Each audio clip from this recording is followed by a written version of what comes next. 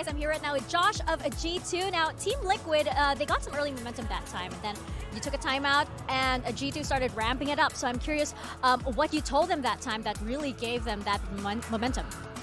Told them to just trust their reads. I felt like they had a good idea of like how the other team is calling, and we just like kind of messed up some micros. So it's just a matter of like easing into the game. We tend to do that in some of these like stage games so far.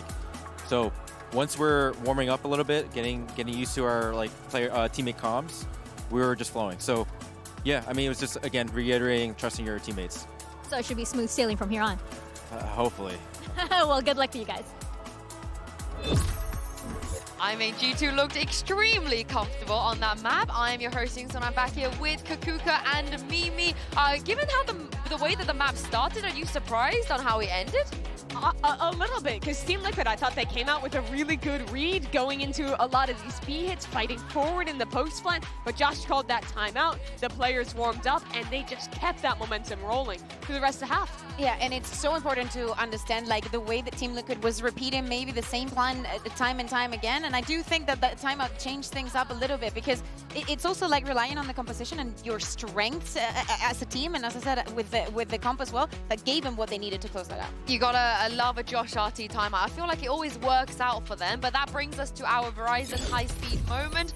We talked about how Jogamo wasn't performing as much as we wanted him to, and he is here turning up. Yeah, this is a 1v2 that I thought he played really, really well. TPing away, sending a TP over towards A as well, and then full walking back to the position he was just in. And you see here, Kamek just looking the complete other direction, expecting Jaw to come from that TP. And it's little things like that that are getting Jaw a lot of his kills in kind of this year for him with G2. It's not the double satcheling in, flashy raise plays, but what he brings to the team is really consistently well thought out ideas with the Yoro and those occasional big flashy rounds still as well. Yeah, exactly, and I think time and time again we were seeing Team Liquid just repeat and just go into B, and I feel like G2 got the idea most of the times, and they were delayed so much just because they didn't want to face the rest of the utility that was planted all over the map, that I think they got a little bit lost there.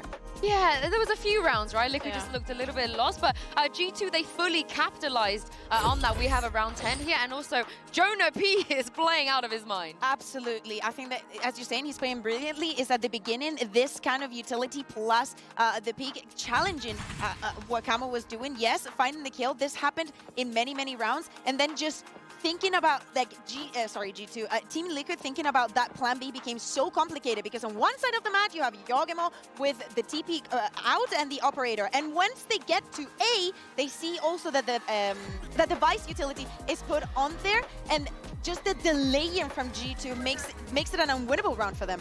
Yeah, G2 do a really good job, I think, of providing enough pressure on other parts of the map to force teams into these vice sites late on. But you mentioned Team Liquid doing the same rounds.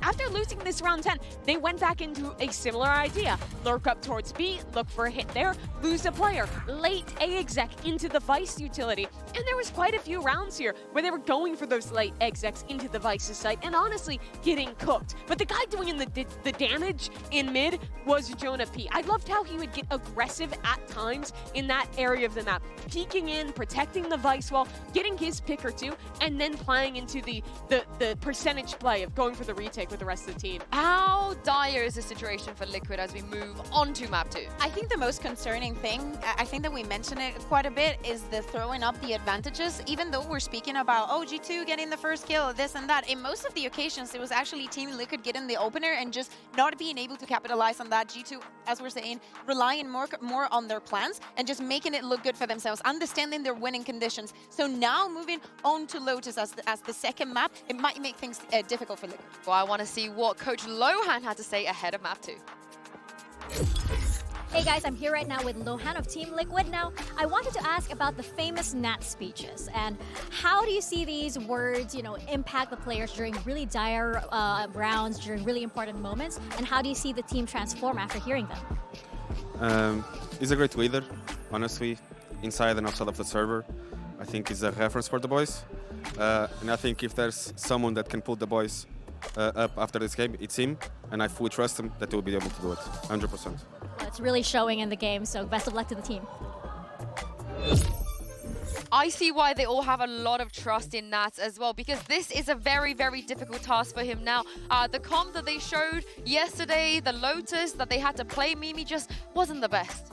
He was actually really good on the attack side, but defense fell apart. I think that they really struggled to find the right rotations on that side of the map. They were getting ran over on their C site a lot, but the attack did have really good macro. I think Nats was calling good rounds there, but I do expect that this is a map that Team Liquid expected to see in the series from G2, and I expect it'll be something that they put a lot of attention on after losing it in their last series. But now the question still is, how much trust did they have on winning that first map? Because that Haven was their map pick, and as we're saying, we're not only confident in the chances for Team Liquid, it's also how well G2 plays this map, Mimi. They're incredible here, and no surprises. Oh my god! Yes. I said that for G2. Yes. It's a neon for camo.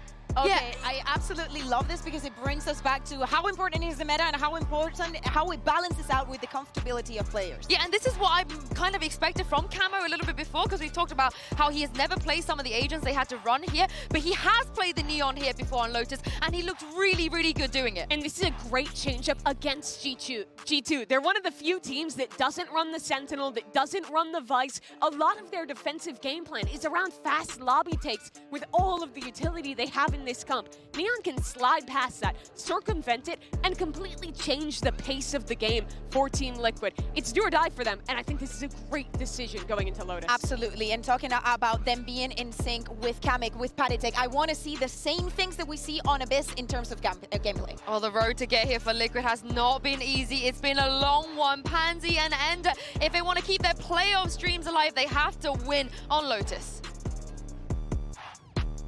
It has been an arduous task to get here for Liquid, but now you are facing off against some of the best in the world. G2 coming out on map 1 looking lethal. However, Liquid have adjusted things here. Whether or not we think it's enough, we'll probably find out mostly in the second half. I mean, genuinely, yeah, I'm excited to see what those execs are going to start looking like on the attack side of things. But I think what this speaks to me for Team Liquid is a very heavy anti-prep, right? Mimi's touching on it, how good the Neon can be against no Senti and the lack of necessarily needing a Yoru. But really, to me, this is reminding me of what the first half of Haven looked like with all these aggressive plays. They had a read, they had a game plan. And I think for Team Liquid, what's important is the game plan sticks early and they adjust as G2 continue to mix things up. Yeah, it's not going to be easy to put G2 into that box, though. Again, they have been at the receiving end of what it feels like to play against an aggressive Neon. You know, hopefully they forget map 3 and recent enough series. I'm trying to push that out of my mind, personally. But for G2, they faced this problem. They didn't do well at facing it before. They were brought down to their knees, but I don't know if Liquid have that capability, that level to go to, because I feel like we're back in reality, right? The game just gone against Sen, we saw what could be with Liquid. You know, that was the highest potential from them, an absolute thriller of a game. But reality hits you quick, right? You're brought right back down to earth. And G2 have a point to prove. A lot of people put a lot of question marks at them after that performance against EDG. Map 1, they're writing at least my worries. But whether or not they can make it happen in map 2, we're about to find out. G2 have never had this high of expectations coming into a global event. Always been the second seed, but they finally won in Americas. Now it's about sending it home. Making it into the top 4 is the sole Americas representative sticking in. So coming in, G2 on the attacking side, of course, meaning Liquid on the defense. And that Neon doesn't quite have that same impact, but I wonder if Liquid would like to play that as maybe a little bit of flavor to this. It's interesting, G2 waiting for the aggression, waiting for Team Liquid to overplay their hand. But eventually they've got to do something, and they're going to move back over into a C-trap. They might be rattled after what happened on that last map, having the right read, but sadly couldn't stick the landing. But now, step for step, mirroring the rotation. It's a great adjustment from G2, moving over into the A site, and Baby Door not broken, I don't believe, so Kamek's going to rotate back into spawn. That should be G2 getting onto this site. Not too difficult. 2 players going to jump in for TL. But I'm looking at this flank as well for Camo. That lack of Sentinel will be a factor. He can get behind them fast. But can Liquid hold down the site? Kamek getting a little baited by that one, but blinded as well. Little to be done. Patitek and Nats spinning on a dime. Liquid this time, making it count. Trent a mile away and the flank is in. Liquid claim the first. And again, step by step, match those rotations just right. Where did that come from? G2 find the opener on the side hit, and then Nats, Patatek, holding down the fort. Not too shabby. Okay. They came after G2, avoided that early stack. Yeah, I want to see this again, because Namek didn't really have much of a chance, but... yeah, okay, Patatek just holding Nats' left while Nats can deal with the right. Those two guys, shoulder to shoulder, not going to shut them down. And I do quite like what Liquid did, almost herding them straight through towards A, right positioning for it. And a very similar beginning. Again, this kind of 2-2-1, leaving that's hyper passive on that A site, willing to let the site go. Yeah, you don't see the Neon all the time on this map anymore, but when you play, especially play B, it means very fast rotates into both A and C. Again, we're seeing Nats play off-site, wait for his teammates to get over, and look to jump back down. Oh dear, these sites are not looking all that accessible right now. And now Jonah P and Leaf gonna try and put something together, make it a little costly, get warmed into this one. You're not looking likely to convert the round, and especially in Leaf's position here. Spike left very far away. If you could do a bit of damage, that'd be very nice. Yeah. That was nice from Leaf too. I think he had to use the height of the cage to give himself a little path to drop on down with. So Leaf finally ends up getting spotted here. Quick rotate from Team Liquid, already working wonders for them. Expect to see G2 really start to slow down the pace of these rounds after getting punished, accelerating in. Now Leaf's gonna run into a high-low. Yeah, fun times. Very nice. But look, map one, it kind of felt like this a little bit, right? We were like, oh, Liquid look really good. Right, wow, they've got some great ideas. And then G2 took that one timeout and it was like, well, game's over. That's that done. Brilliant.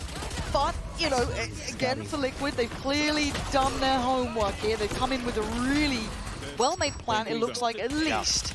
And you know, we heard Josh RT sort of talking in his interview there about how G2 can sometimes be a little bit slower to start before they sort of get the read on their opponents. One thing he's great at is calling those timeouts and then having exactly the right read on what TL and what their opponents are going to be doing. See here, though, because TL playing very light on this C side. Camo's trying to show there to say, hey, it could still be that trap play, and then bait G2 to finish into A like they have the last two rounds. Do they do it? Joel's going to get building towards ult, that's fine. And it's a very different setup as well. Door, not in the same sort of look. Different utility setup as well from Liquid. Heavier emphasis, at least towards that initial B approach. Wondering if Nats does adjust. He's going to be caught out in a little bit of an uncomfortable spot here. Nearly got punished, does get away. But it's very indicative this A approach is happening now. Yeah, it's tough for TL because I think they overthought it a little bit, rotated over into C, didn't think G2 would do the same thing 3 rounds in a row, but they have. Waiting as Kiko can get out from this as well. Yeah, nice. Nats still playing around on the side too. Turns the flash, but he can't get some full safety. Wait, hold on. He's still alive. And Liquid flooding back on the side. G2 just depending, banking on Jonah P to save them. And he couldn't do enough. G2, I felt, had that in hand. It's just deja vu, apparently. What the hell? 3 rounds in a row. Once again, Team Liquid trying to drop into that site quickly. This time it's Kiko with the Outlaw. Nats, how's he finding this space as well? Look at this. I mean, getting all 3, yeah, that's lovely, but still finding that space to work in. Exactly, he's putting himself in the right spot by going all the way up flush against the wall. He's much earlier on the angle to arrive, so G2 aren't, you know, slowly trying to clear him out. He just gets pushed completely out. Ooh, Camo, this is really dangerous. This could be a lost Vandal here, but do they check? They absolutely do. Very diligent from G2, punishing these positions that have worked well for Liquid. Still, they don't want to overcommit into this B site. Team Liquid are here again, so quick to move on the map.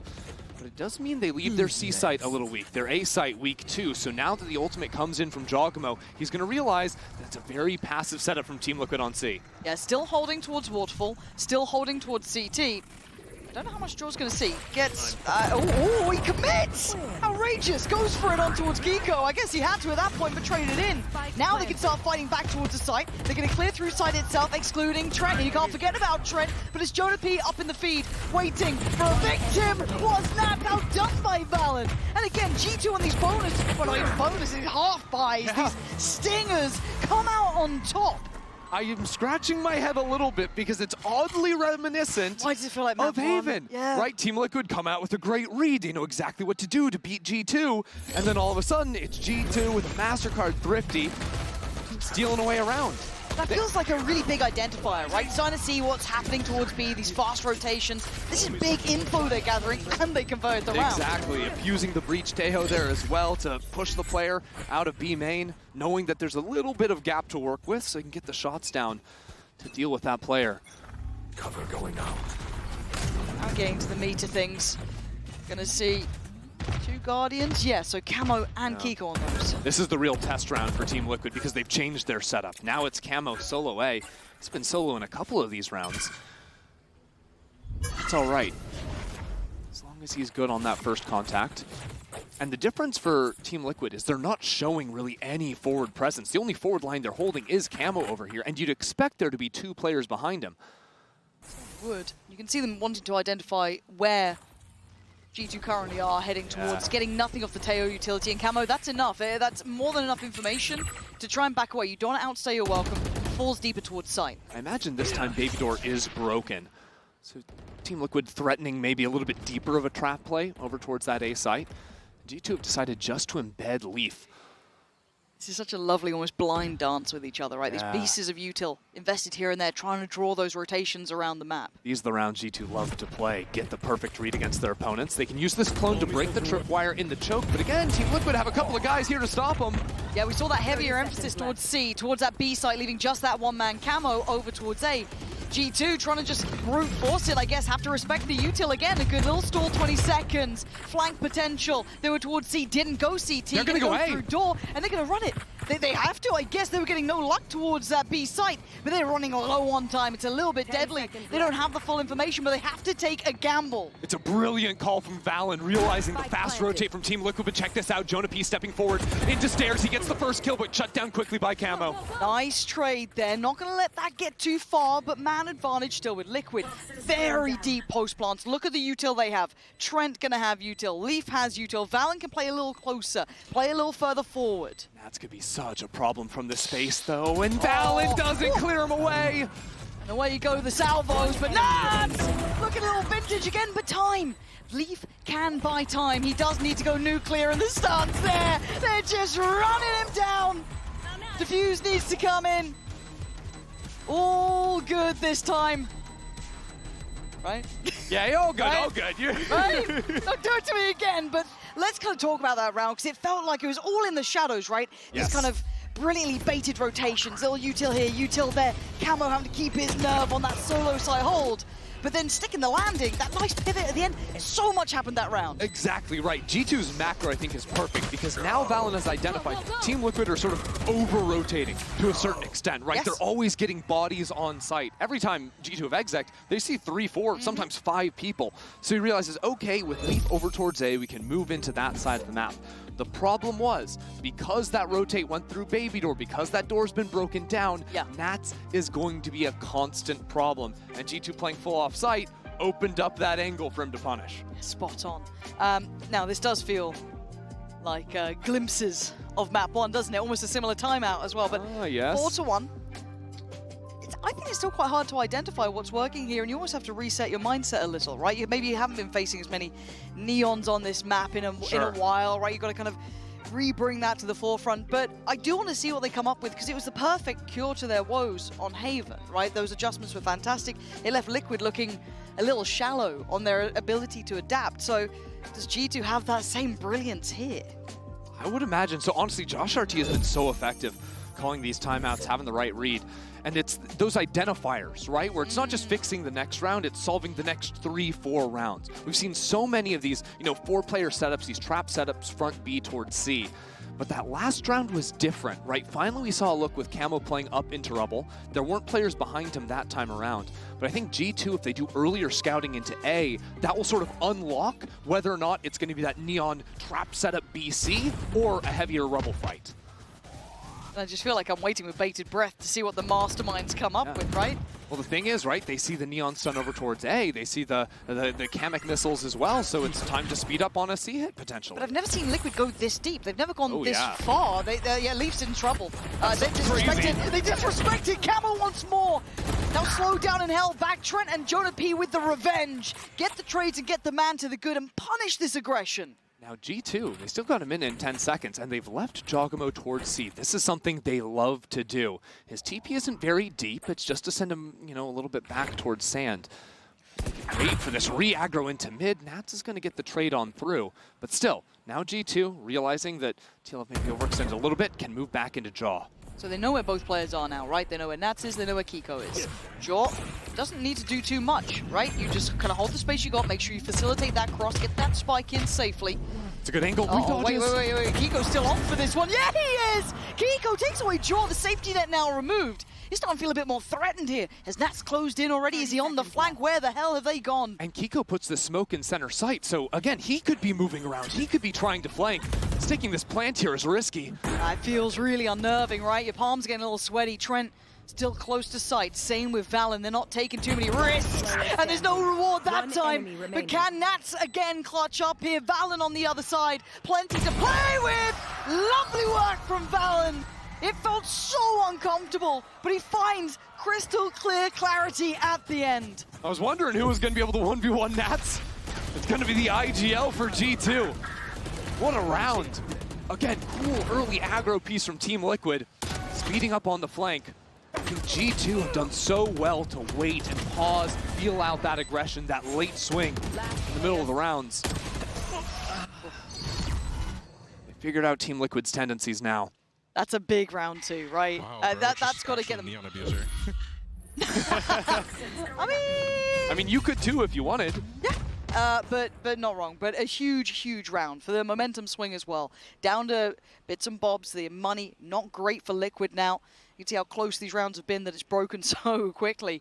And of course, for the other side for G2, it's a nice mental reset, right? Starts feeling reminiscent of Haven. Starting to feel like you've got that nice approach, but in all honesty, though, Liquid also had a similar timeout, of course, in essence, because they can talk during the same one that G2 called. So for them here, I like them going aggressive in that timeout. It kind of keeps a little unknown. I don't mind them being disruptive in it. And then to go for this more passive setup. Now, G2 have actually dodged this play. It's a fake hit into C. But what this ult does is it pulls Team Liquid. They had a 4-player trap going off the Cypher camera on A. And now the Spike can slowly walk in and move onto that side of the map as G2 leave Jawgamo on the site.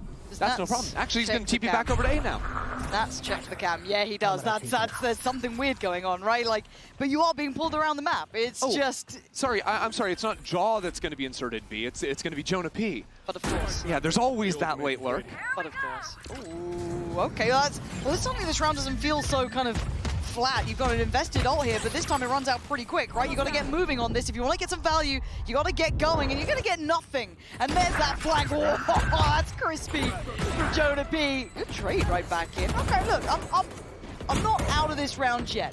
Make me a believer in something here, Liquid, because it's looking like it's going to be solid from G2. They needed a secure round. They're going to get a secure round. Wow, and Kamek hits the ulti. What? I mean, that would have been real nice if there were more players left on site to maybe swing off of that, but that's a major investment. That's huge. In a 1v3. Huh. A little surprised. I mean, I guess you could say Jonah P used theirs, but I mean, that sold the whole fake, right? That got you a whole round. That's fine. That's completely acceptable. This felt about 10 seconds too late. Well, you got to. It's such a high-pressure situation, right? You know, life on the line in the tournament. You're already down one map. Sometimes you get in these situations where you feel like you've got to be a hero. Sure. Going runabouts, having a wander, having a go at things. Was baby door broken for him? That's nice. Oh, that B site is looking absolutely vulnerable. Leaf going to try and set this up and really secure it. This is going to be an absolute muddy round. Paddy's just going to go in for it. Trent's going to find Kamek. Good luck finding any of these kills. Leaf, Jaw, all in unison, and in the chaos, G2 looking composed. And Liquid left once again in a similar scenario, not having the answers. G2 now right back in the game at 4 apiece. Can we check if that's the fastest round in Masters? Because that was maybe 25 seconds. Absolutely mental. Just sending it flying into the site after G2 run a fake exec, after they played all these slow rounds. Finally increasing the pace. I'm a little bit shocked too, because again, Team Liquid had 4 players here ready to flood into that site. But all chewed up by the Viper's Pit, by the Snake Bite. Just not meant to happen. That's a string around starting to form here, right? Like, The similarities are eerie. It's a bit unnerving, but this is, again, where we compliment G2, their depth, their ability to adapt, to identify. And I want to be able to say the same thing for Liquid, but so far haven't seen that. Their money has been an issue, obviously here as well, down to the Sheriffs. And clean rounds are something you don't seem to get this often. A luxury you're not afforded. Right. And there is a player chilling over towards A. Nats hanging out by the door. Don't forget there's a Rolling Thunder here. Could find some kind of opener. There could be a chance, but look at their macro. G2's macro is just next level. It's all about leaving these inserts that hear all the rotates. They know Team Liquid don't have sticky feet. They're running all over the map. They're making noise. Valyn is playing with his food right now. I'm not even kidding. Liquid have no idea what's going on, right? This just feels really uncomfortable. Nat's still over towards A. There's a lurk already ahead of him. Valyn behind them. Liquid are just looking lost. G2 getting a full grip on this game, barring that one shot coming in from Kamek. Cool, but the round's looking like it's G2 flavored from start to end. Yeah, Team Liquid are like, where's Leaf? Leaf's already killed Nats over on A. This guy could be coming in everywhere. And somehow he's just slipping around him like a ghost. Yeah, this guy's just behind him the whole time. He's on a secret mission. Liquid just lost in this.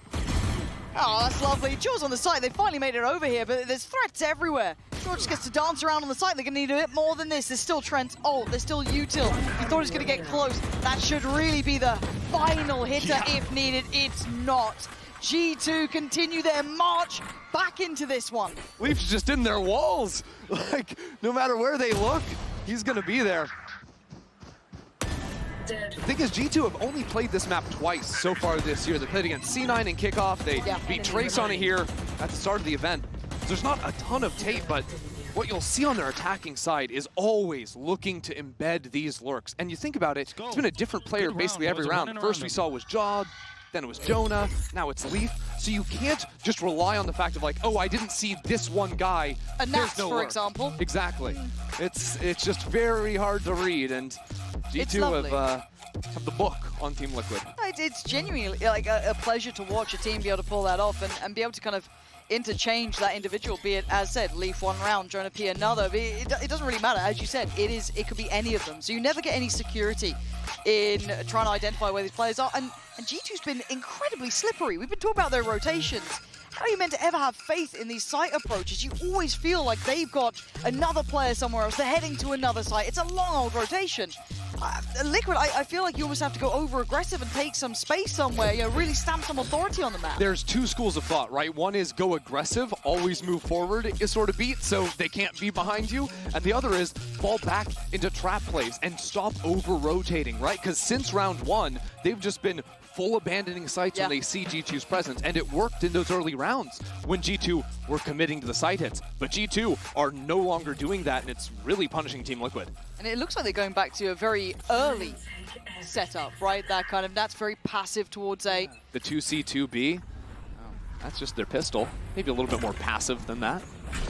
Forced away. Kiko actually decides to take matters into his own hands, and I kind of like it. Sometimes you've got to call up your own number. It is highly risky, but he's won them a fight on an extremity. We do see them now exploring towards this B site. They still have Leaf on the other side, so it's certainly not without an idea. Look oh my at Camo God. spot right in They the corner. clear No it, one's right? ready They for clear him. it, right? How are they letting Camo get away with that? Two big kills, and suddenly Liquid looking like they're back with a sign of life here. And now just Leaf, who's been identified. That is a nice setup. You never expect Neon just sitting in your corner with a drone going forward. But too much pushing against him. Team Liquid are on the hunt. And that's what I wanted to see, right? Finally, Team Liquid not overextending, right? It's the early aggressive play right from Kiko. He's going to be the hero, and then it falls back into the trap setup. You can do a little bit of both and still find those angles to punish a team. It did feel a bit coin flip with Kiko though, didn't it? It was a bit like, you know, it's a risky look, and I don't mind it. I don't mind it once in a while, right? You gotta, as I said, call your own number up once in a minute. You can't feel like you're gonna be losing every single fight that you swing on. But this then kind of puts G2 back, maybe in the same mentality of how they dealt with this first, but it's a further investment on player towards C. 3 bodies here now. Yeah, gonna be a quick refight here off of Breach Sun, presumably. Here it goes. Oh my God, yeah, they're going in for it. They want to fight. They want to draw blood. They are after after it. G2 slip away into the night. How far would Liquid want to chase this? Surely no further. Benefit of the double teleports. Valyn can get out. John the Aura, no problem. And Leafs used this time, seeing 3 players on the C site to work into A. Knows the Cypher's going to be set up there, so G2 now testing out B, making sure no one's in that corner like in the last round. Could maybe even work to re-clear into sand, potentially. They want to at least put the pressure on that, right? Kind of force away some of this aggression. The fake re-clear into sand is nice, and TPing out into A, I love it.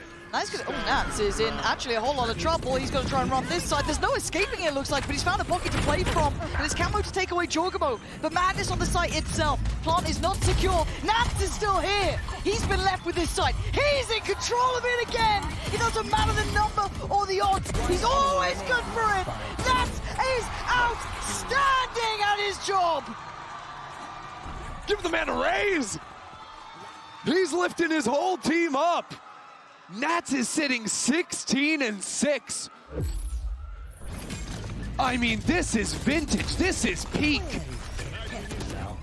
Back when this guy was on top of the world, he was doing stuff like this consistently, and now it's just another day at the office for him. Unbelievable.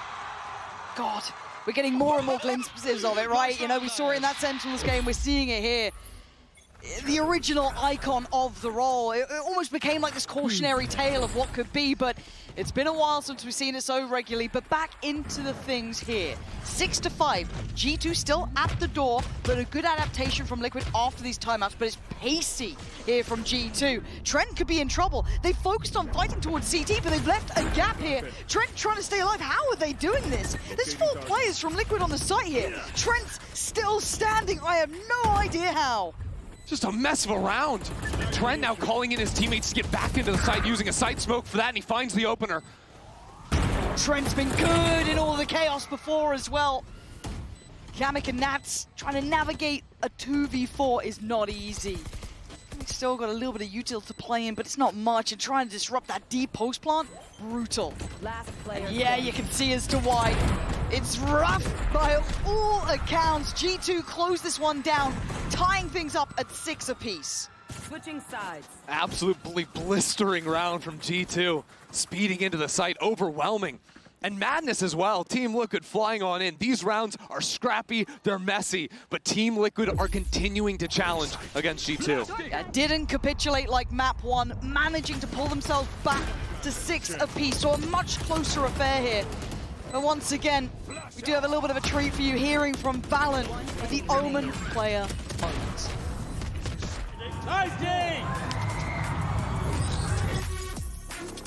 What's up guys, I'm Valyn and I'm the IGL for G2. Yeah, tough loss versus EDG in the previous match. They played a phenomenal game, so I'm not really intimidated or scared after that result. Key takeaway for me is just how pressuring they were playing. They were taking back a lot of map space, and so they were shrinking it on us. Felt like on that last map, Fracture, we were just running into a brick wall every round because they just kind of knew our intent. So for me, it's more so denying that information, and from there, you know, we just got to keep the defense on their toes. That's a bit of it. Yeah, oh, okay, all good, Leaf. All good for Leaf, lovely for him. The fans here in Bangkok are phenomenal. I know you guys were cheering for EDG mainly, but every time I step on the stage, I feel like I'm at home because you guys are fans of the game, and I appreciate that. And to the fans back home, you know, long hours, you know, you guys are busy, but you're getting up early to watch us play. It means a lot for us. So we appreciate all the love back home, and we're gonna make you proud.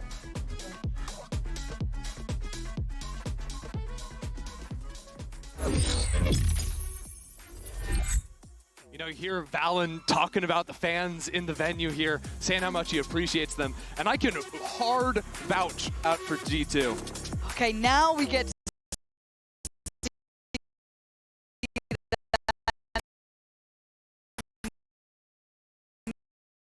Neon on this side as well, right? This was meant to be the thing that garnered all our attention, that kind of maybe gave us a reason to believe in this Liquid approach. Yeah, and I love the switch up coming in. Again, the hard prep into G2. G2 don't play the Sentinels, so you don't need the Euro clone to break the Vise wall or the Cypher util, anything like that. What they can use camo for is very fast fights again, maybe even looking into fighting towards spawns pretty consistently. But in this round, G2 ready. with a defensive fault line to catch out the front B aggro. All missiles away. Okay, we're going to be in straight for a brawl, apparently. Leaf, how are you looking so calm under all that? Just walks in, takes two. Now I'm out, boys. Wild. Just brutal. The spike was in front B as well, so it's not like G2 or Team Liquid rather can speed up into the C site. Kiko's just going to toss out that top spite smoke to threaten some kind of a walk in there. But G2 have already backed away. They're happy to play the numbers advantage, shrink together. It's only going to be Jaw left on that forward line towards A. Here. Yeah, I love this. Taking no chances, it looks like, for G2, right? It's always with numbers advantage with them. Very fundamental gameplay. What it does mean is it offers a lot of space to the attackers.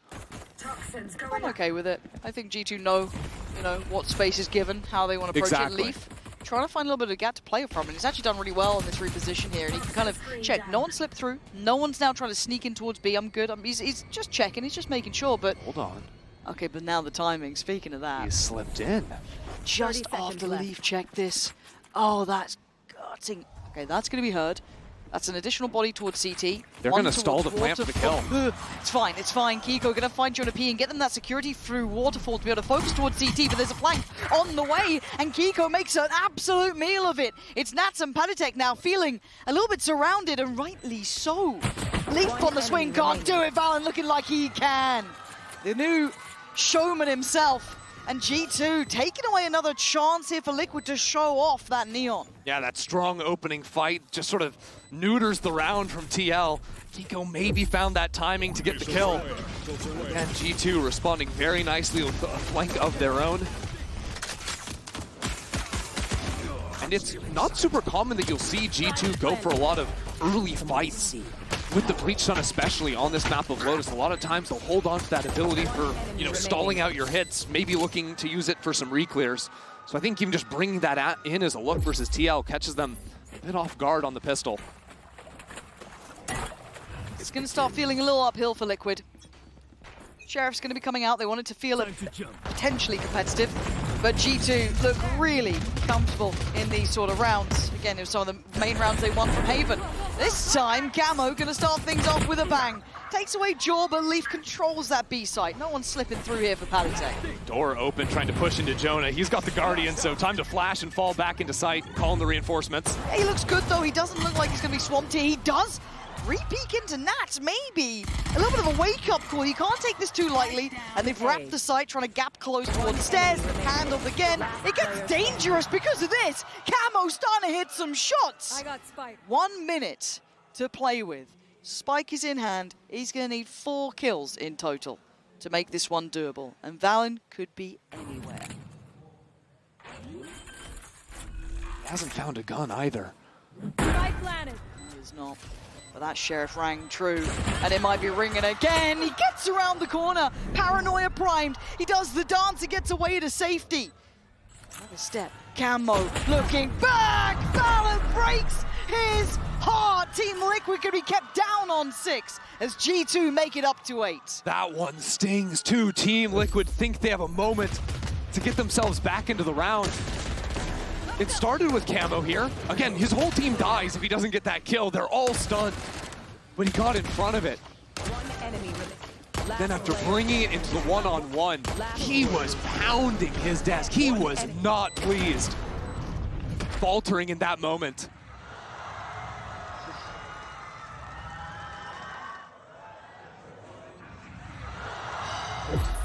It's because you can feel it, right? You can feel how close that was. Almost tangible, pulling off what felt like a near-on miracle, but what it is now a nice bonus for G2. Guardian Stingers, not to end, sure, but they've got a lovely little lead here. Liquid need to start cooking now. Look how many bodies are on this site. Yeah, still have the stun. Christ. When this door opens, everyone's stunned. Oh God, door's Look at the not stuck. missiles! It's gonna be stunned. Is there any way out for them? It's Camo to take down Jonah P. So actually, Liquid standing tall for now, but G2 looking a little bit tricky on this one. I like it, trying to get under their skin. Camo steps up to be the hero in another round. But Team Liquid in a tough spot. They don't have a lurk. They don't have much space. With G2 holding the fort down. Good shot from Kiko. Will equalize. Leaf, he was just about to walk away, but he's now going to have to keep this in mind, right? Valyn's got Nats. Valyn is in the smoke. Valyn is in the smoke. Someone, please don't let Valyn get away with this. He's such a cheeky little player. He'll take those high risks. And Liquid looking like they're stalled out here. Yeah, they're pausing for a second, waiting for that util to come back up. But why do I feel G2 are a bit naughty about this one? The timing might just be right. Valyn got caught looking away, it felt like, but Trent's still standing, as is Leaf. Numbers could be an issue now, down to a 2v3. And Leaf's recovered an absolutely prized possession. And they're not looking this way at all. Surely someone's going to keep an eye on this at some point. How close can Leaf get? Okay, Kiko's having a glance now. Shoulders it for a second. Got to have some distraction. Help him out here. Trent's the one to find it. Trent to try and clear the corners here, but the likelihood, the chances are starting to dwindle. 6 HP and a Sheriff, not quite the same impact as Leaf with the Vandal. And I think we know how this has gone. Kiko gonna find it. That's gonna be 2 standing. That was a bonus. Yeah, it was a bit of a spooky one, getting stalled out for so long in tree. Yeah, I was spooked. I mean, no, I'm with you. I was spooked for TL, but genuinely, the fact they didn't actually fall to the stun missile combo going into back Rebel, dealt with Valyn here on site. You need to have solid closes on rounds like this. Carrying over 2 rifles, it's gonna be all right for them. They just look a little dour, don't they? If you're looking at Liquid, they don't look pumped up even in their wins. I mean, you're probably not proud of that one. You're not walking away going, great first buy there, boys, loving that, more of that. But, you know, I want to see them get a little lively here. Get pumped up into this. Because already you can see that first hand, that first move shown with that Viper's Pit towards B. Bit odd, throwing up the neon wall onto C, trying to fake an exec, but no one running on through.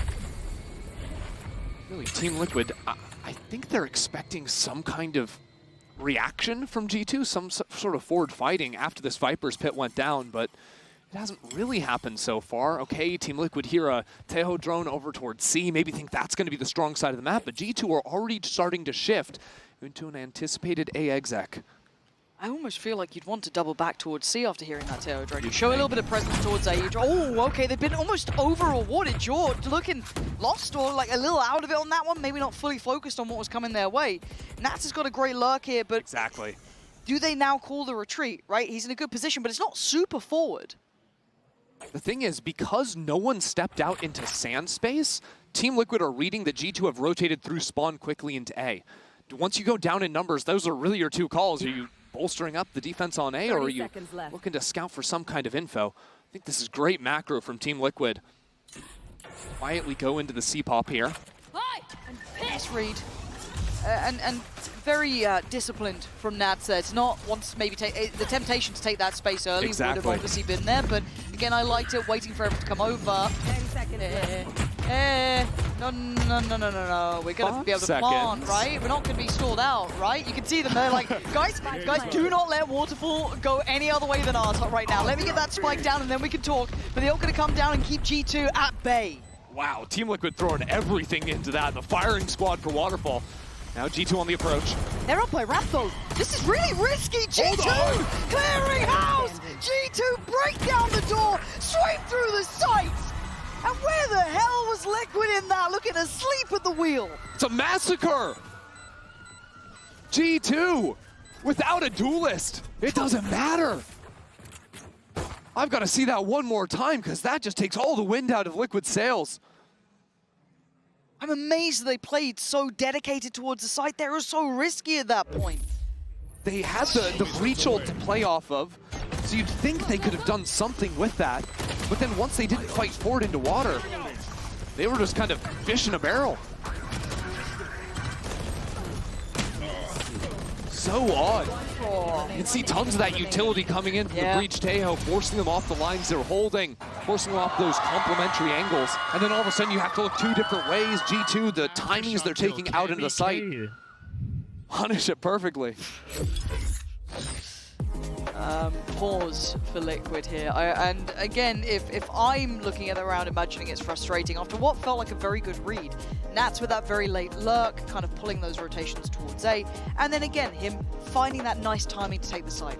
Now the post plan is going to be a real frustration, I can imagine. And especially at such a pivotal moment, right? This is going to put their money in question, and then it's double digits for G2. And then you're starting to think, well, they've also got map 1. This could be a 2-0, right? This is when it all compounds. Yes. And you're also thinking about the ultimate cycling going on through because they invested the Breach ult in that last round. Okay, Team Liquid, you have no real power ults coming up. You're still pretty far away for Cammy K. It's bad when your opponents have a pet name for you and they're beating you. Rough. And it's worse when G2 have the ult cycles coming in, the Yoru, the Breach, the Taeho. Like, you win this round here from G2, and you are set up beautifully to snowball that through the rest of it. And we have to stress, this is life on the line, right? This is staying in this. Elimination between these two. So if Liquid let this slip between their fingertips, they only have themselves to blame, as G2 looking sharper and sharper by the second. Camo going to take the space, though. Valyn the one to deal with it, and this is down to pretty much Camo and Kiko trying to make something out of nothing, but it's controlled again. G2 at the helm, looking unfazed by Liquid. The kills went in all the right places for G2 as well. We've got Dimensional Drift, we've got a Tail ult coming online. G2 are primed and ready for this next round. But this will have been the one Team Liquid were seriously talking about. Hold some good rounds. Post plants have been an issue. Finding ways to unlock Nats as well. I'm so sorry, buddy. Hey, look, it's for the greater good of the round, but we are into this one and it's pacey, at least as an early start, right? A show of force. Yeah, it's a funky one, right? Trying to show a lot of presence into A, quickly followed by this 3-walk into B. Is this what we're going for, Trends? Oh my god, he's a lucky boy today. They were, oh no, Kamek! He's just walked into his death. Jonah P on the punish. It is traded by Nats, but they're feeling desperate, and desperation reeks throughout this. Jaw gonna find Patatek just wandering away. What is this? What's going on? There's fights on two fronts, and G2 are winning everywhere.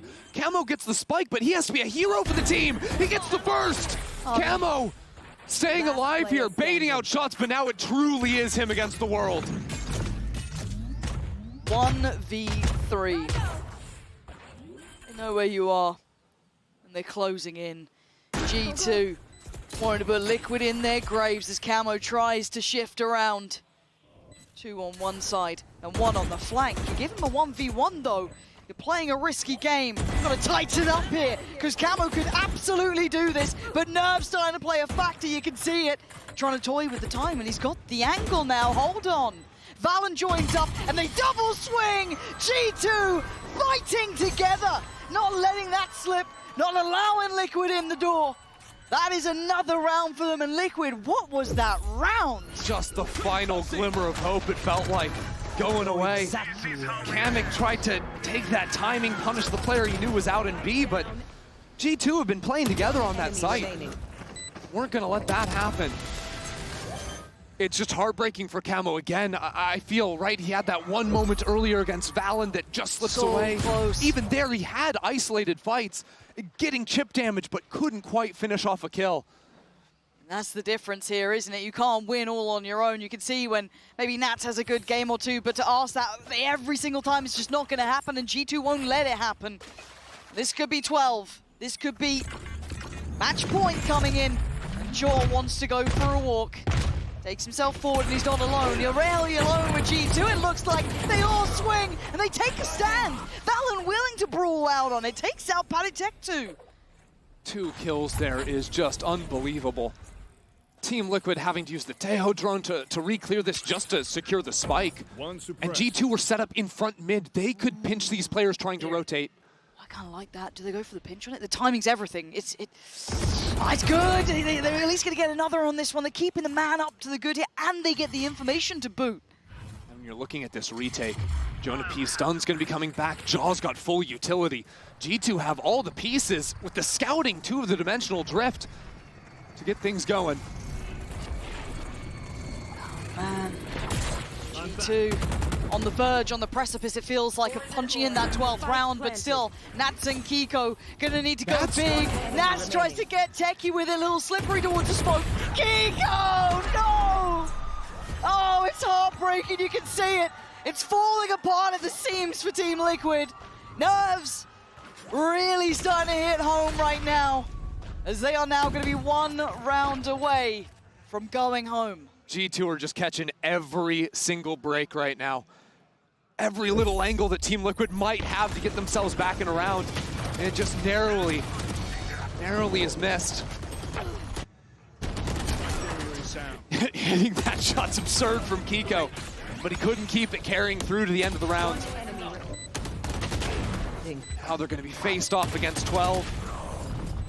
The ticket home around the corner if they can't come back in this. Get it. Hey, man, let him get it. Hey, man, let him get it. Let's go. Leafs on 21-11 as well. He's looking sharp today. Liquid, do or die time. All on the line now. And it's not been a pretty half so far. Why does this position feel like it's going to work? Oh, of course it does! Because it is! Oh, Jorgamo draws first blood. And look where Jonah P is too with the Rolling Thunder ready. If they try to exec out here, they're going to get killed.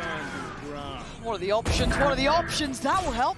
Leaf gonna go down, but now the pressure starts to mount. Nat's in position, trying to hold that back line. Finds his fight and takes down the man. But Trent with a fight back in towards site. Spike now loose. Kamek and Nats called upon. And all those moments for Nats, they were great to get them here, but they may all be for nothing. They bait him in. G2 setting the record straight. 13-7. America's keeping their hope alive. G2 get a little bit of vengeance for Americas and for Sentinel, shutting down Nats, taking out Liquid. Not gonna let EMEA be on top 2 times in a row. And look at Valyn out there, feeling the crowd, getting loud. He's such a calm guy. Yeah. But in these big moments on stage, you can see that energy just sort of seep into him. And he blasts it out too. To the other side of things for Liquid as well, given a moment there. Gotta be a sour moment stepping from that stage after what could have been, but all eyes on the boys in white on stage. G2, bloody hell, what a performance. I mean, again, in my mind, as much as it is the 5 on the server, the coaching staff in this team, giving them ways and means time and time again. How often were we saying, oh, Liquid with a good start, that timeout hits, and then G2 look just untouchable. Coming with the perfect read. The brain trust on G2 is just next level. And it was clear that Team Liquid had done their homework. We're coming in with very hard antes. But like you're saying, timeout comes in and they know exactly what to do. This is a team with excellent macro. It really sets them apart from the rest. And it was on full display today. Is that Naruto? Yeah, this is like a Naruto run across the stage. I love that. Thank you, whoever actually. On the way to Area 51, I guess. Damn, what vault did you bring that out? Pull that one back. Damn. Oh man, but again, like as much as we can kind of like talk about Nats the great game against like Sen, he did have some like decent impact here. 20-15, it was solid, right? It really was, but it's just not enough. I think a lot of what was working against someone like Sentinel just wasn't working with G2. G2, by the end of it, you could see them really in motion, right? That machine of G2 was working. Very few mistakes, very much playing together. The amount of just like good spacing, good trading, everything, those fundamentals, spot on. The timing of the retakes, too. You remember the round that sort of broke Team Liquid when they had the numbers advantage and exec'd onto the C site. And then all of a sudden, G2 down in a 4v5. Piece those timings of the utility and the entrance actually into the site, even without a duelist, just flawlessly in order to steal it away. And I hope we see more of these looks from G2, right? Yes. I want to see more of that. I want to see them start building on this, because I think we've seen the lower side of it when it doesn't look good, but we've also started to see the better parts of G2 now, and I want to see that continue through the rest of this tournament. I think it was clear that today, compared to that EDG series, Jogamo playing way better, especially on the first map. Leaf taking over here on Lotus. When those individuals are hitting, the supporting staff of G2 is always going to be there. That is when this team is at its most lethal. Love to see it. Love to see this side at full strength now, at least kind of building towards it, right? It's an arduous road here, and it doesn't get any easier as they move forward. However, we have a treat for you. We're discussing the new showman. Valyn will be joining us for the Verizon post-match interview. กลับมาอีกครั้งหนึ่งแล้วนะครับผมสำหรับการสัมภาษณ์นั่นเองครับโอ้โห You've got the entire crowd in your hands. Yeah, it feels amazing. Thank you guys. สุดยอดมากๆเลยนะครับผมตอนนี้นะครับก็มาอยู่กับผมแล้วก็อยู่กับ Valyn นะครับผมจาก G2 Esports นะครับที่เพิ่งคว้าชัยชนะไปคำถามแรกเลยคือทีมของเขาเนี่ยมาจาก Ascensions นะครับผมและตอนนี้เขาขึ้นมาอยู่ในจุดที่เขาเป็นหนึ่งเดียวของอเมริกาแล้วในการแข่งขันครั้งนี้เลยอยากรู้ว่าเขามั่นใจขนาดไหนว่าทีมของเขาเนี่ยจะทำได้ในการแข่งขัน Masters Bangkok ครับ First of all, Valyn, congratulations on your amazing performance. It was great. It was really entertaining to watch, and of course, the fans loved it. Oh yeah. I just want to ask you, I mean, we know that the majority of your team ascended from Ascensions, right? And right now you are the representative of the entire region of America. So I would love to know how confident are you about your team right now in performing in the future stages of Masters Bangkok? Yeah, I mean, we started off on one of the hardest roads ever, having to go through Ascension. So we've been through a lot of adversity in these years, and we've always came out on top. So how can I not be confident with the group of guys I go on stage with every day? And also with the crowd on our side every time we play. You guys give me so much confidence. So thank you guys so much. Playing here from, going from Ascension and getting into the international lens is a dream come true for me. And so being able to do this, you guys are fulfilling my dream. So thank you so much. And I just can't wait to keep playing, man. Wow, what an amazing answer. I love it. The crowd love it. So let me translate it for the crowds back at home as well. สำหรับผมเองนะครับก็รู้สึกเหมือนกันว่าทีมของผมที่มาจาก Ascension เราผ่านร้อนผ่านหนาวมาเยอะมากๆนะครับจนตอนนี้เรามาอยู่ถึงจุดสูงสุดที่ผมก็รู้สึกว่าเฮ้ยเราทำได้อีกเหมือนกันแล้วก็ภูมิใจในทีมทุกคนมากถ้าวันนี้เราทำได้วันพรุ่งนี้เราก็ต้องทำได้เช่นเดียวกันและที่สำคัญคือรู้สึกว่าตอนนี้ที่มายืนอยู่ตรงเนี้ยเหมือนเป็นความฝันเลยเพราะว่าทุกคนที่มาเชียร์เขาแม้ว่าจะเป็นทางบ้านหรือที่มาเชียร์ถึงสเตเดียมให้กำลังใจเขามากๆกับเสียงเชียร์ทุกเสียงและนี่ก็เหมือนว่าเป็นความฝันของเขาที่มันเป็นจริงครับThey love you, man. We love you too. All right. สำหรับคำถามที่2นะครับผมก็ง่ายๆเลยตอนนี้มันมีแต่ละภูมิภาคแล้วในรอบ Playoff อยากรู้ว่าเขาอยากเจอภูมิภาคไหนที่สุด And as we all know, we do have each teams from each region. Which team do you want to face, or which region do you want to face off the most? For me, we lost to EDG in the Swiss stage. So I want to play EDG in the playoffs. Alright นะครับก็อยากเจอกับ EDG นะครับเนื่องจากว่าเราเคยแพ้มาอยากลองมารีแมตช์กันสักตั้งครับผมง่ายๆเลยทีเดียวนะครับและนั่นก็คือบทสัมภาษณ์นะครับผม That was an amazing performance. It was really entertaining. Congratulations for the win and best of luck for you in the playoffs. Thank you. The thing is, you really want to meet EDG, right? We'll get to see that very soon if that will be the case or not. But as of right now, I'll leave you to your fans and we'll go on to the draws. Thank you.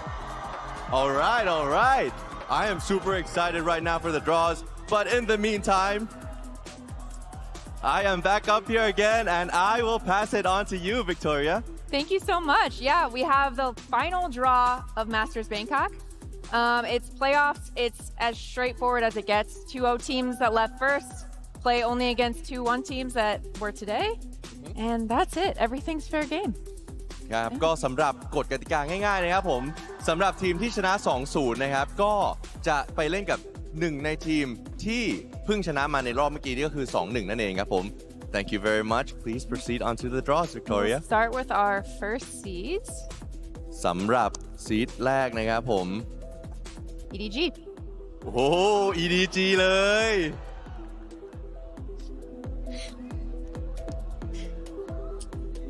I'm excited for who's going to be playing up against them too. We'll find out soon, I promise. All right, the other match.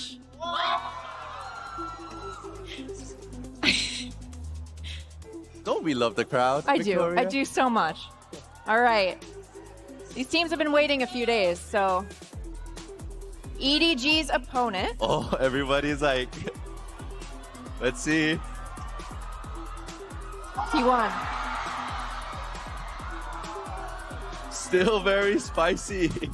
I mean, they're all going to be spicy. Of course. Such good teams. So obviously G2 play Vitality. There you are. There we go. Do you have any other remarks that you would want to inform the fans back at home as well? Schedule order to be determined. We have 2 days.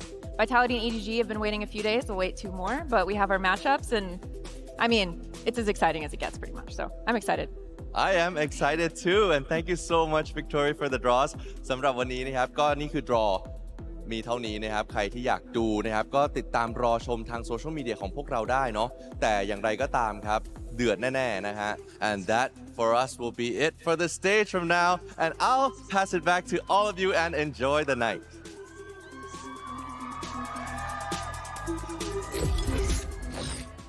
Well, we have our top 4 and we're now joined by Valyn, the IG of G2. Thank you very much for being here. Congratulations. I know you wanted EDG, but you might have to wait a little bit. You got Vitality. How do you feel about that? They're one of the best. Like, I mean, every team here is amazing, but I know Vitality has a lot of star players and they look phenomenal on stage. So it's going to be exciting playing against Les and Durke. I mean, some of the best performers in VCT. So it's going to be a very difficult match for us, but, you know, we're a good team too. So let's see what happens. Yeah. What are you most excited about for the playoffs now? You get a little bit of time off. You get to prep going into it.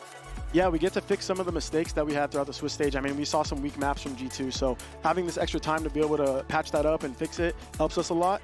And also gaining the extra life back, not being an elimination right away, kind of puts the weight off the shoulders a little bit. So, you know, playoffs is where the real competitors and the real top performers get to show off. So hopefully we can be one of them. Yeah, what happened between that match you lost against EDG, getting stomped out in the last match, to then turn around and look so dominant today? I would say versus EDG, I think we just weren't prepared for their playstyle, and we give a lot of credit to EDG because the way we were playing some of our Fracture and our Bind back in America is people were not really testing us to force us to play slow. And when we played fast versus EDG, they had proper responses at every single level, so it felt like we had to play a slower game versus them.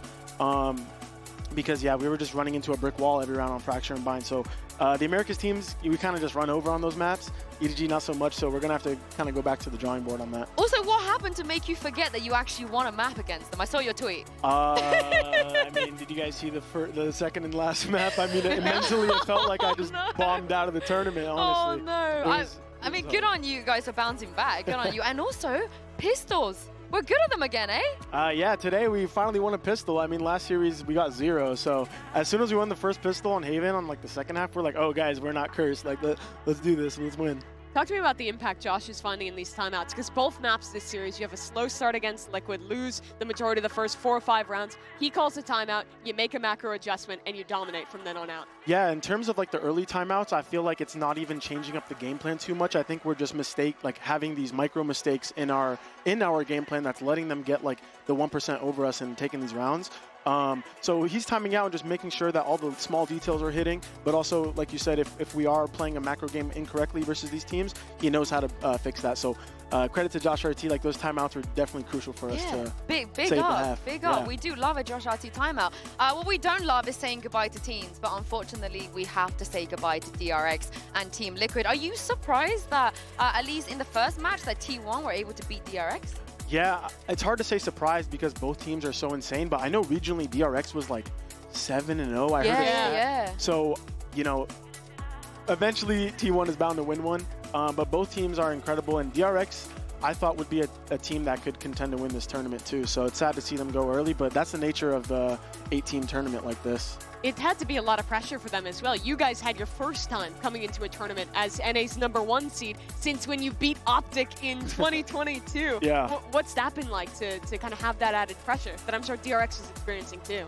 Yeah, added pressure in terms of the seeding, I feel like we didn't really feel because we finally won a tournament, so we had a lot of confidence coming into this. Okay. And it's definitely helpful, you know, having the early advantages in the early matches to like pick your side, pick which side you want to veto and all that. So it just gave us a small advantage early in the tournament. The expectations never got to you? No, I feel like we're a team that, you know, people expect out of us, people put pressure on us. I mean, there's drama on Twitter with like us and Sen, but we just try to... I just keep it to the CEOs. You're just playing your game. We just try to zone all the noise out, and it is difficult. Like, I even remember Kong saying, like, you know, the love from the fans is an honor and a burden. And I also feel like that. I think a lot of competitors feel like that. You guys got to get your quote game up. EDG's got some crazy wish. poetic Wait, no, stuff. you're up there. You're up there. I'm- You had some good ones too. Yeah, I'm trying to like be cool with my vernacular, but I don't know if I can compete with Kong like that. You got a couple days off to prep do. some one-liners. And also, I'm glad you said you're looking forward to playing against Durka because I'm sure, a different team, but I'm sure you remember the way everything that went down at Champs as well. Yeah. I know that he kind of also carries a little bit of what the Fnatic boys are feeling, of maybe wanting to continue their win streak against you. So how deep does this run? I mean, yeah, in terms of getting revenge versus Durka, he did like knock us out of Champions, and I still remember that bind round at 12-11. Oh like, no. Like it haunts my dreams. But so yeah, I mean, at the end of the day, it might give us some extra motivation playing against Durka, but both teams are going to come out swinging. So I'm very excited for that matchup. What are you excited for that as well, Mimi? How do you think about the other one as well, of EDG, the EDG game too? EDG T1 should be interesting. It's already an EDG that looked so good. I think people thought they would be worse than they were last year at Champions, but clearly incredible in the group stages and definitely a threat for the rest of this tournament. Versus a T1 that's just kind of a complete surprise to make it here over DRX. Yeah, and I'm sure you're aware the winner of this tournament, won't just win the title, but will have an MVP award as well. And the bracelet, there'll be another bracelet. So who on your team you feel like has the most aura, can kind of pull off the MVP bracelet? Because Kankan doesn't wear his, actually. You know, I want to give, if we were to win the championship, and I don't that would be a dream itself, but I would want Trent to get it. Oh yeah? Because I've been teammates with him for so long, and I know how much work he puts in, and he, everyone wants to win so bad on my team, but I just want to see that young kid just get a bracelet for himself. So He'd wear as well? Oh yeah, he'd wear it. He'd rock it. Okay, you heard it from Valyn. Thank you so much for joining me. Have a nice couple of days off. Thank you as well, Mimi, for being here. And thank you for you guys at home for watching. We will be taking a little bit of a break, but we will be back with playoffs on Thursday. So have a nice rest, and we'll see you then.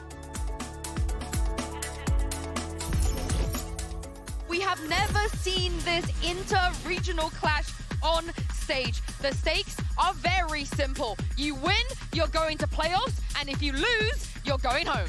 Ton of experience and a big opening kill. Was finding Kinman off the rip, up and over the top he goes, lands on the box, and Mako goes down. This round is all buzz all day long. We are tied up at 7-7. Spike does get dropped, the Spring's able to find one. Kinman trying to scale forward, trying to take some space, but cannot. Bring in flashback, however, will be able to stem the bleeding, stem the tide. He's gonna spot them both, and he's gonna be able to nail him. Bane freeing, not sure what just hit him. Cam cleared out. Mako asleep at the wheel. Wanting to hound them down. Shot onto one, but Media finds the other. A 4K for him. 13-11.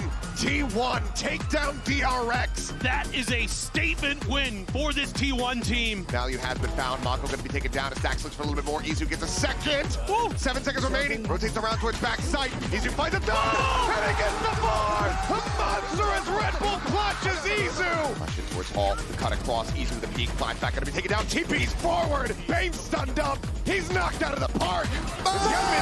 Kevin cannot find anything. Who's the best team in Korea now? 13-4. T1 get their first ever victory over DRX as they qualify into the playoffs here at Masters Bangkok.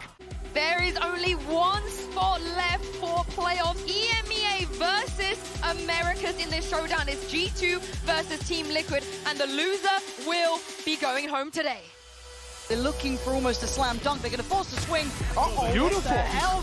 They're making it work. Jorgamo going to strike back. It's all on Kamek in a 1v1. Jorgamo took the TP out. And back to back. Jorgamo now. It's an absolute mess. Kamek even taking down Camo. And Jonah P putting them in there. Great. Offsets the time. Wins the fight. He's basically won in the round. Look at this. It's not gonna happen. G2 somehow see through the pandemonium. 13-5. It's a dominant display from G2. And that is message sent. Plant is not secure. Nance is still here. He's been left with his side. He's in control of it again. It doesn't matter the number or the odds. He's always good for him. Nance is outstanding at his job. Now G2 on the approach. They're up by ramp though. This is really risky. G2 clearing house. G2 break down the door. Right through the site. G2 setting the record straight. 13-7. America's keeping their hope alive.